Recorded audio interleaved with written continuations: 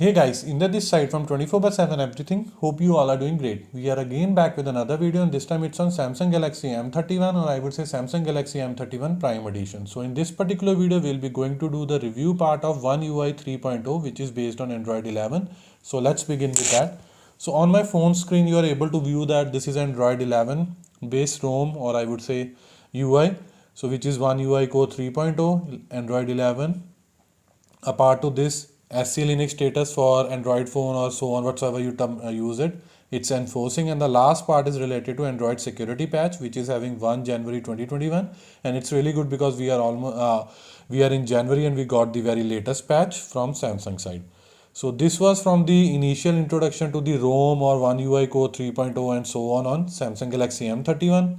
Now let's proceed to the very vital part whenever you install any update, that is related to battery consumption and battery drainage, charging time and so on.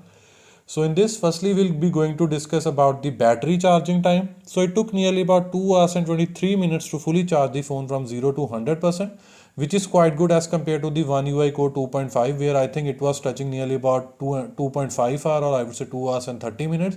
So I do see an increment of 4 to 5 minutes. So it is charging much faster. I would say much faster by at least 4 to 5 minutes. And aside to that, now let's discuss from the ideal battery drainage perspective. So basically, like I have seen ideal battery drainage and I have analyzed this for 2 days. So on both the day, be it day 1 and day 2, I have seen battery drainage on a, I would say on an average of 2 to 3% over a span of 7 to 8 hours, or sometime 8 to 9 hours. So I think in this particular case, Samsung can optimize, because at my side, I don't have any app which is constantly checking Wi-Fi connection or mobile connection, or I would say battery hungry app. So I would say 1 to 2% is justifiable, but additional 1% over a span of 7 to 8 hours is somewhat like which needs to be optimized. But if you are facing more than like I would say 5%, 5 to 10%, then you should look for the installed apps on your phone and try to uninstall it, and after see whether it is helping you or not. Now again, in the battery section, we're going to see battery consumption with respect to gaming. So for that, I'm just going to open Call of Duty first. So I've just opened the audio and graphic quality settings. So by default it is showing graphic quality as high, frame rate as high. So if you are familiar with my phone's I would say video, then you know that what I'm going to discuss now. So for each and every analysis, I do play 2 to 3 times 1 hour of gameplay. So all the analysis would be on the basis of 1 hour of gameplay. So basically for a 1 hour of gameplay on Call of Duty Mobile, it like battery consumption was 14 to 15%.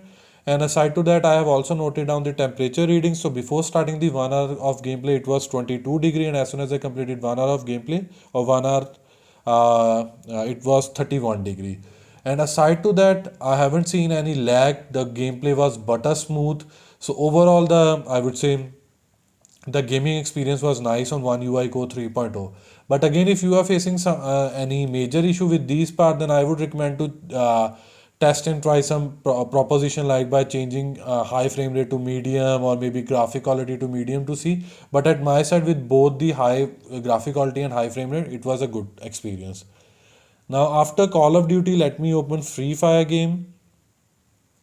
So again, the same thing, like I've opened the graphic quality section here.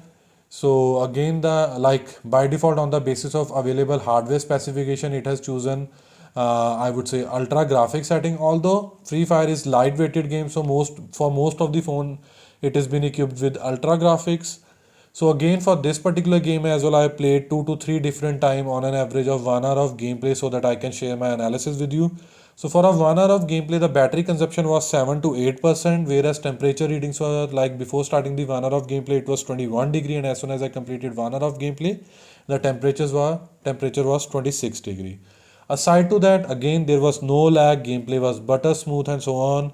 So again, if someone is facing, then I would say again, shuffle between settings and see which is working absolutely fine at your side. But according to the processor available in this particular phone, you won't face any issue with respect to Call of Duty, or I would say Free Fire game. So after battery matrix, now let's move to the biometric and security. So in this, if you are using pin, pattern, password, swipe, whatsoever, it is working absolutely fine. Like sometime people does or viewer does complain that after updating this part, my pin is not working, my password is not working, swipe pattern is not working, and so on. But at my side, I haven't faced a bit, I would say even not a single issue. And aside to that, face recognition and fingerprints are also working fine whatsoever. I have enrolled previously on One UI Core 2.5, so no problem at all. It is working absolutely fine. Even if you are facing any issue with respect to face recognition or fingerprint scanner, then I would suggest you to re-enroll those, and afterward it will surely work fine. Now after biometrics, now let's discuss about display. In this, I just want to display one thing that is related to the edge panels.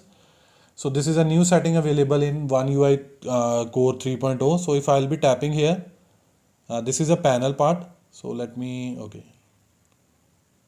tap it here and it will show me. So these are the panels.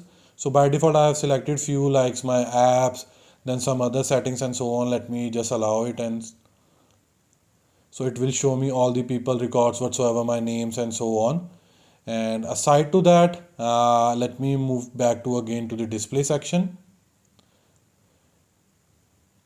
So in edge panel, you will see few settings as well, like if you want to select more panels in it. So by default, I have selected this tools where it is compass, then apps, people. You can even select smart select, any task, weather information, and so on. If you will turn it off, then it will be removed from here that you see. If I'll again turn it on, then you will see as edge being displayed here. So this is what I was talking about, edge panel. So this is quite a good option in, or I would say quite handy option here. So after display section, we'll discuss about notification. So I really like one thing which was in terms of notification pop-up, this brief section. A brief notification appears rather than a detailed one. But if you are familiar or if you like detail, then you can switch between there. But I really like brief, and you can even select and choose, and you will see I would say a very good experience in terms of new notification appearing on your on your mobile screen. So after notification, let's discuss about sound section. So sound is really good. Whatsoever we were getting in One UI Core 2.5, it is the same, no problem at all. So a good experience with that. After sound, now let's discuss about connectivity or connection. So firstly, we'll discuss about Wi-Fi calling. So Wi-Fi calling is working absolutely fine for both the SIM, be it Jio and Airtel. Aside to that, native video calling, yes, it is also working fine for both the Jio and Airtel. Now, apart to like the other part is call recorder, which is somewhat I would say having a mixed response from my side. Like it is available, sometime it is working and sometime it is not working. If you will be turning out auto call recording, then I don't like auto call recording, because sometimes you don't want to record each and every call. So it's only some of the, I would say, where it's a need. So according to this particular thing, or I would say on One UI Core 3.0, I'm somewhat disappointed with respect to call recorder. So Samsung should look into this part, like why it is sometime working and sometime not. And after this Wi-Fi connectivity, so it is little bit slow, or I would say the internet speed is somewhat slow as compared to the One UI Core 2.1 and 2.5. Again, this is on basis of my experience. If you are also facing the same, then I would surely recommend you to post the same, like I would say, your experience in the comment section below, so that it will surely help for the other viewers as well, and even to me as well. So according to me, it needs some improvement or optimization from Samsung side. Apart to this, calls, SMS, mobile internet, all are working absolutely fine without any glitch. So it is a good experience. Now after this, Bluetooth devices. So Bluetooth is working absolutely fine, be it for file transfer or audio via Bluetooth device. So no issue at all. Aside to that, screen mirroring, so which is what smart view, it is also working fine, and I am able to connect to like Intel based laptop or PC, or I would say Intel based, or I would say AMD based laptop or PC. So I haven't faced an issue. It is able to connect on a very first instance. So after connection, now let's move to the quick settings section. So this is really revamped as compared to the previous one. So now you will see devices and media. So in media, you will see if you have any app running with respect to music and so on, like at my side, Prime Video, songs and so on. And afterward, in devices, if you are connected to any device like Bluetooth device and so on, so those will also be listed here. So it is really nice. And aside to that, I haven't seen any new option here with respect to quick settings. The bad thing is that if like they have again missed the screen recorder functionality here. So if they have provided, then it was really a very, I would say, good response from the end users perspective. I would say 50 to 60% users have been complaining like why it is not available in One UI Core 3.0 and so on. So after quick settings, now let me confirm you the play protection certification. So by default device is certified, and it is mostly certified whenever you will be installing the stock ROM or whatsoever according to your phone's UI and so on. So like we are on a stock ROM provided by Samsung, which is based on One UI 3.0. That's why it is showing us device is certified. And usually this only happens when you have your bootloader unlocked and so on, or you have rooted your phone and so. After play protection, let's discuss about FM radio from the default, or I would say default apps perspective. So it is also working fine. So there is no problem with that, because some users like to listen that to cut down their time while they are driving, or if they have been commuting via public transport, or sometime to cut down their free time and so on. Now after these, let's discuss about status of camera to API. So by default, again the disgusting part is that even on One UI Core 2.1, 2.5, the hardware support level for camera to API was limited, and still on One UI Core 3.0 it is same. So I was expecting at least they should provide full or rather than level 3. Afterward, Wide1 certification. So status of Wide1 certification or security level show us L1, so which is a good thing. So by this way we can stream any HD content on our phone with respect to any OTT apps or whatsoever you have been viewing with respect to video quality and so on. Now let's discuss about the benchmark scores. So for that I'm just going to open Antutu benchmark scores. So on One UI Core 3.0, the benchmark scores or Antutu benchmark scores are 191,887, and below ones are the consolidated part. But if we'll be referring to One UI Core 2.5, where it was showing 1,95,517, so it is a decrease of nearly about 4,000 to 4,500 points. So even I have faced some sort of lag after updating this particular version, that is One UI Core 3.0. Sometimes it feels like UI is somewhat heavy or laggy, so it should be optimized, or it needs improvement with respect to like next update whenever Samsung will be rolling. Again, if you are facing the same issue, then you can confirm us in the comment section below. After this, let's open Geekbench 5 scores as well. So on the basis of CPU, 6 January scores are for One UI Core 2.5, and the 20 January scores are for One UI Core 3.0. So if you can see on 2.5, the single core scores were 336, whereas on 3.0 it is 343, which is increment of 6 to 7 point. And whereas on with respect to multi-core score, earlier it was 1300 now 9, and now it has been decreased to 1282. So slightly a change of 20 to 21 points and so on.